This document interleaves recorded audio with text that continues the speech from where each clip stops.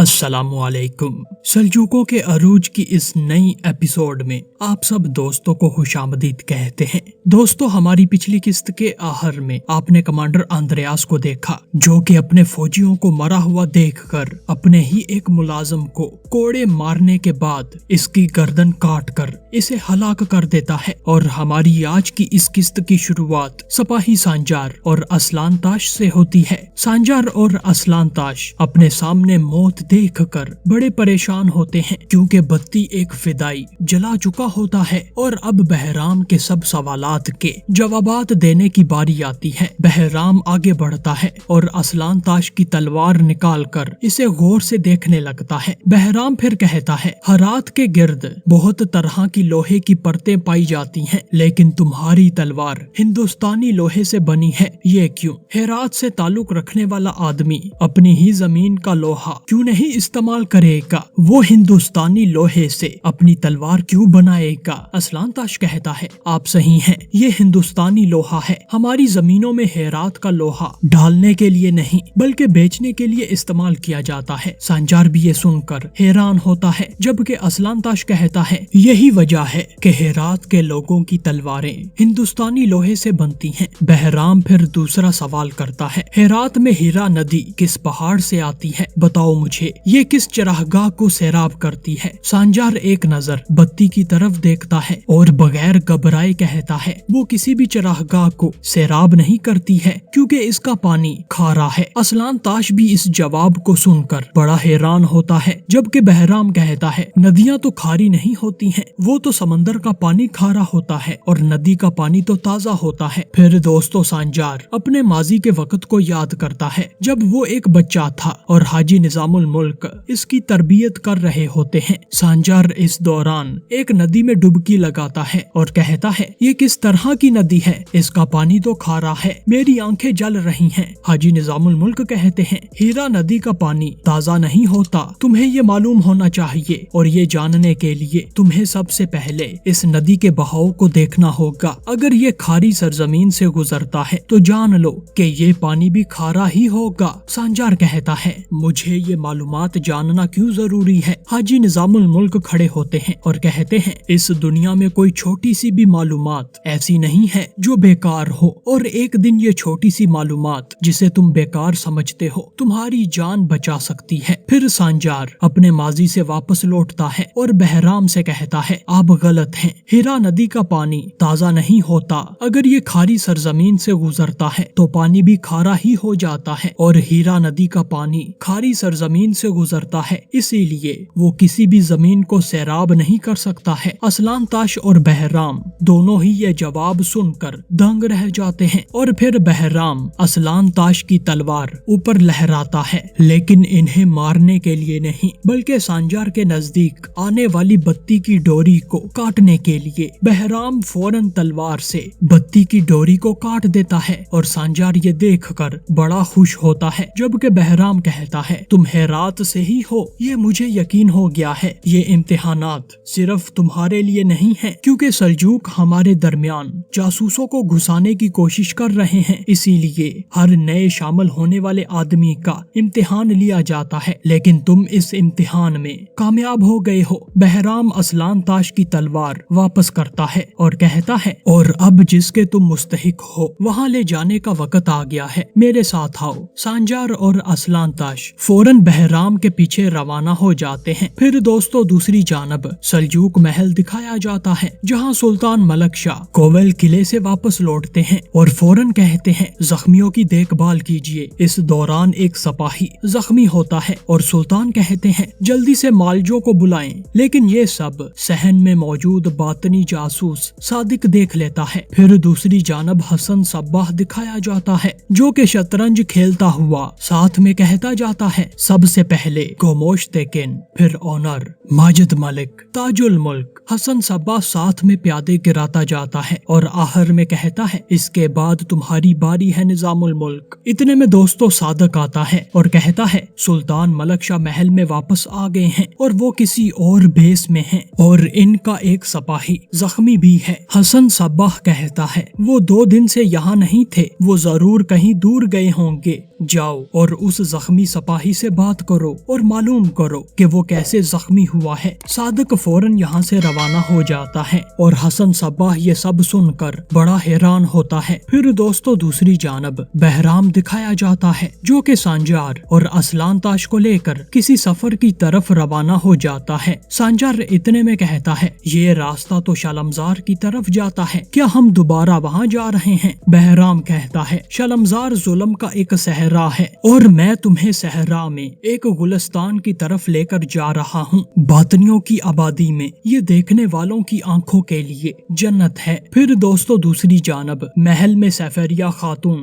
तैरकन खातून को अपने पास बुलवाती हैं और कहती हैं मैंने तुम्हारे एल्चन खातून के साथ किए जाने वाले सलूक के बारे में देखा है। तैरकन खातून कहती हैं मैं सिर्फ रियासत और अपने सुल्तान के मुतल्लिक ही सोचती हूँ और जो शख्स एक मर्तबा बगावत कर सकता है वो दूसरी बार भी रियासत से बगावत कर सकता है। सफरिया खातून अपना आसा जोर से जमीन पर मारती हैं और कहती हैं सरबरा खातून मैं हूँ, ये देखने की जिम्मेदारी मेरी है, लेकिन अगर आप अपने रवैये से बाज नहीं आती हैं तो मुझे इकदामात करने होंगे। सफरिया खातून फिर दोबारा 3 मर्तबा अपना आसा जमीन पर जोर से मारती हैं और फिर इस इशारे पर कुछ खवातीन कमरे में दाखिल होती हैं और सफरिया खातून से कहती हैं सब तहाइफ तैयार हैं। सफरिया खातून कहती हैं इन्हें एल्चन खातून के कमरे में ले जाएं। लेकिन दोस्तों ये सब देखकर तैरकन खातून बड़ी परेशान होती हैं। फिर दोस्तों दूसरी जानब शलमजार दिखाया जाता है जहाँ बहराम सांजार और असलान ताश को लेकर पहुँचता है और कहता है ये हमारा खसूसी इलाका है। सल्जूक तो ऐसे जाहिर करते हैं जैसे उन्होंने हमें छोड़ दिया है और हम पर जुल्म नहीं कर रहे हैं, लेकिन असल में वो हमें खास मकाम पर रखना चाहते हैं। यहाँ हम तुम जैसे जुल्म से भागे हुए मजलूमों के साथ बरादराना जिंदगी गुजारने की कोशिश करते हैं। यहाँ तजारत हमारे असूलों के तहत होती है। इस दौरान कुछ लोग लेन देन चीजों के बदले कर रहे होते हैं और असलान ताश कहता है दीनार और दिरहम के बगैर तुम तजारत कैसे करते हो? बहराम कहता है झूठी दुनिया के झूठे दिरहम भाइयों के दरमियान नहीं आ सकते हैं। यहाँ तजारत का मकसद मुनाफा कमाना नहीं है बल्कि भाइयों के दरमियान जरूरियात को पूरा करना है और हम ऐसे दिनारों की इजाजत नहीं दे सकते हैं जो जमाने की ख्वाहिशात और जंग के खून से आलूदा हैं। फिर सांजार कुछ लोगों को एक लाइन में खड़ा हुआ देखकर बहराम से कहता है वो लोग किस चीज का इंतजार कर रहे हैं? बहराम कहता है ये भाईचारा है। गरीब गुरबा यहाँ से जब चाहें और जितना चाहें खाना लेकर जा सकते हैं और कोई इनसे ये नहीं पूछता है कि वो कौन है।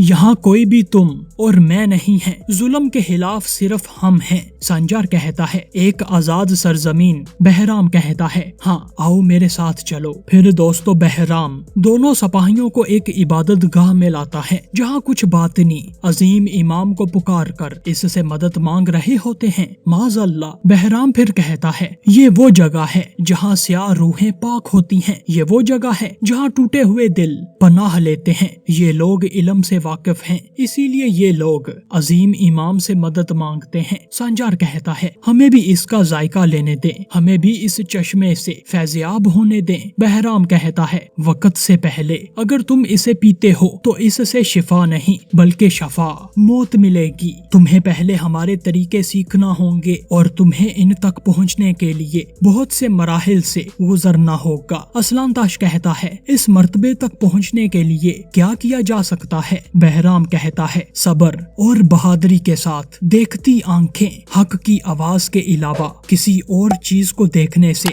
आरी हो जाती हैं और कान बहरे होने चाहिए ताकि आवाज दिल पर असर अंदाज हो सके। यहाँ पर हर रुतबा कुर्बानी मांगता है। तुम अभी सिर्फ एक दरवाजे से गुजरे हो और तुमने ये खुशी महसूस की है, क्या तुम्हें वो दरवाजा नजर आ रहा है? बहराम सामने एक दरवाजे की तरफ इशारा करता है और कहता है इसके पीछे और भी कई दरवाजे हैं और वो और भी तंग हैं, लेकिन अब हमें यहाँ से चलना होगा। सांजार बहराम को जाने से रोकता है और कहता है हमें यहीं रुकने दें, लेकिन बहराम सांजार को कहता है सब्र करो क्योंकि ये दरवाजा सब्र से ही खुलेगा। और फिर बहराम यहाँ से चल पड़ता है और इसी के साथ ही सांजार और असलान ताश भी बहराम के पीछे चल देते हैं। जबकि फिर दोस्तों दूसरी जानब वजीर आजम निजामुल मुल्क दिखाए जाते हैं है जो कि हमदानी हजरत से मिलने के लिए इनकी दरगाह में आते हैं। हाजी दरवेशों को सलाम करते हैं और कहते हैं, मैं हमदानी हजरत से मिलना चाहता हूँ, क्या वो यहाँ मौजूद हैं?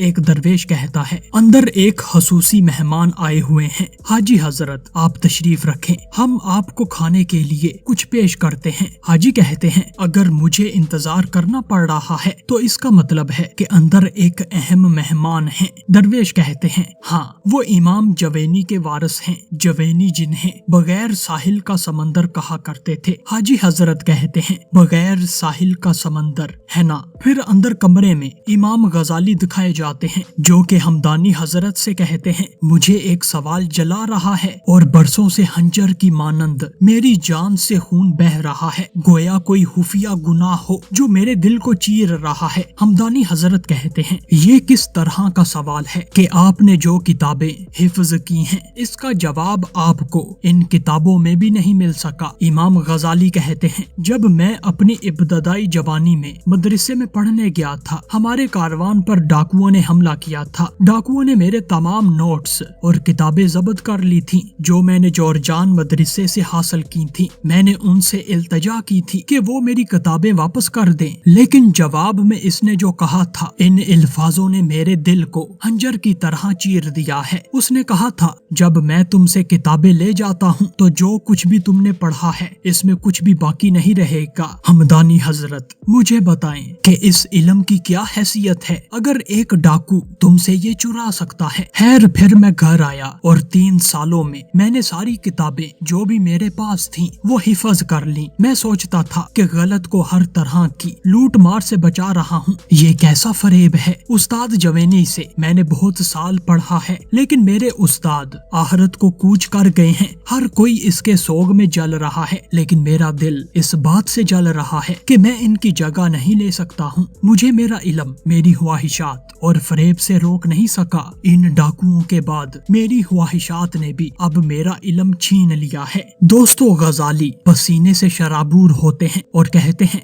बताएं हजरत, क्या कोई ऐसी राह है जो सच्चाई की हो और हकीकी मेरी हो, मुझसे वो कोई भी चुरा ना सके। हमदानी हजरत कहते हैं, आओ बेटा, बाहर सहन में चलते हैं। फिर हमदानी हजरत अपने हुजरे से बाहर आते हैं और आगे हाजी निजामुल मुल्क खड़े होते हैं। हमदानी हजरत ख्वाजा निजामुल मुल्क के पास आते हैं और इन्हें खुशामदीद कहते हैं, जबकि हाजी हजरत हमदानी हजरत से कहते हैं, हमें खुशी मिली है यहाँ आकर। फिर ख्वाजा निजामुल मुल्क गजाली को भी सलाम करते हैं। हमदानी हजरत फिर कहते हैं, मैं जवैनी के जानशीन अबू हामिद अल गजाली से गुफ्तगू कर रहा था। हमने सोचा कि सहन में जाकर ताज़ा हवा ली जाए। हाजी निजामुल मुल्क कहते हैं, इस मैदान में बातिनी और झूठे उल्मा रह गए हैं जो लोगों को गुमराह कर रहे हैं, और इल्म का सतून जवैनी आखिरत की तरफ हिजरत कर गए हैं। अब बातिनी लोगों के जहनों को और भी गुमराह करेंगे। मैं यहाँ इसी मसले पर आपके साथ बातचीत करने आया हूँ। हमदानी हजरत कहते हैं, हमारे पास एक कुआं है जो ठंडा पानी मुहैया करता है, आए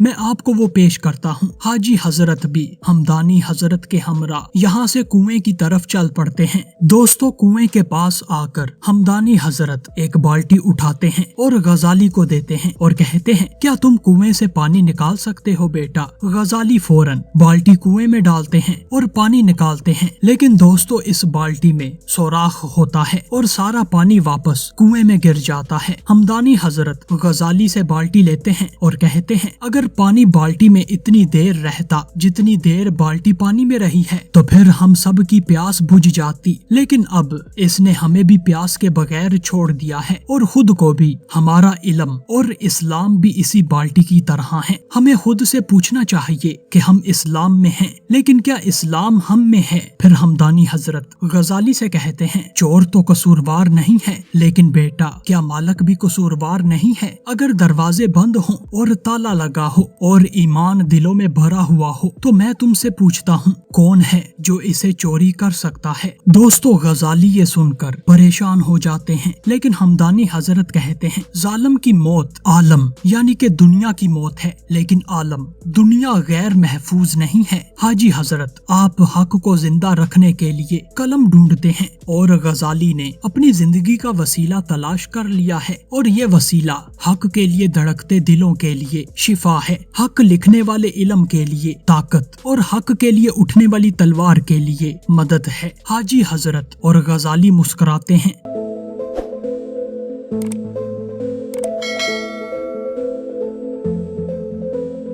जबकि फिर दूसरी जानब कमांडर योरगोस दिखाया जाता है, जिसे एक बाजंतीनी सफीर कहता है, योरगोस क्या तुम पागल हो? मैं तुम्हारे लिए जाली ताजर के कागजात तैयार करके लाया हूँ, लेकिन मैं तुम्हें केनेक कबीले नहीं बेच सकता, मैं बहुत मुश्किल में पड़ जाऊंगा। योरगोस कहता है, क्या तुम हमारे साथ नहीं हो? तुम ईसाई ताजरों के सरबराह हो और हमारी सल्तनत के सफीर भी हो। कल मैं जरूर ताजर के तौर पर उस कबीले में दाखिल होऊंगा, तुम्हें जो भी करना है करो। सफीर कहता है, मैं ये नहीं कर सकता हूँ, अगर सल्जूकों को इसके बारे में पता चल गया तो वो मुझे मार देंगे। दोस्तों ये सब सुनकर कमांडर योरगोस गुस्से से पीछे मुड़ता है और अपना हंजर निकाल कर सफीर के गले पर रख देता है, जबकि राहब कहता है, योरगोस ऐसा मत करो। योरगोस सफीर से कहता है, मैं तुम्हें सल्जूकों के हाथों में कभी नहीं छोड़ूंगा, लेकिन अगर तुम जैसा मैं कहता हूँ वैसा नहीं करोगे तो तुम जब शाम को घर पहुँचोगे